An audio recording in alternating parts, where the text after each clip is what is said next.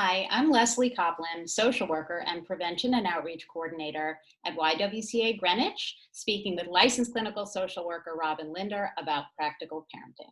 Hi, Leslie. Robin, it feels to me like household chores, work from home struggles, and issues with family dynamics are reaching a fever pitch at this point. And life feels like it's just coming at us too fast to really respond with any intentionality.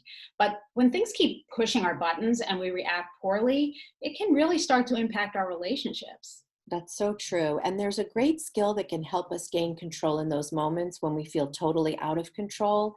And it's called the STOP skill. So play along with me. Let's imagine you're running very late to pick up your kids. So you jump in your car, and halfway down the block, you realize you forgot your phone. You turn around, you go back in the house, you get the phone, back in the car, your heart's racing, maybe you're sweating.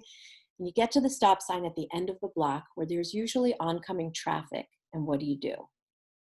Well, my urge would be to make up some time, glance quickly around for any possible collision, I guess, then roll on through. But of course, I would have to come to a complete stop first. Really? No. Can you say why is that? Well, safety, it's the law, and it's ingrained in us that stopping at an intersection is the right thing to do to avoid causing a sort of dangerous situation from happening. Yeah, that's exactly right. You stop. And that's a really important skill you use pretty much automatically, right? When you're driving in order to avoid that collision.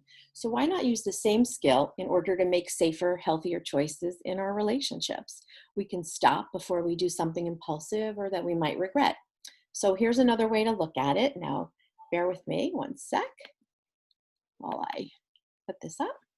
Okay. Ooh, fancy graphic. Yeah, look at that, right? So the stop skill broken down, the S is for stop, just halt, don't do anything, right? And the T is take a breath or two or three. That's beautiful breathing, right? Really take the time you need to restore your equilibrium. The O stands for observe. Notice what's going on around you and inside of you. Does anyone or anything require immediate attention? Are you sure you have all the facts? Does your reaction maybe fit the situation? Notice if your emotions are in charge, right? So really take notice of what's going on when you observe. And then the final step, P, is proceed. So once you've done all of these steps, you can decide on the best plan and proceed with caution. Oh, that makes so much sense. And in a way, it's kind of like hitting the pause button, right?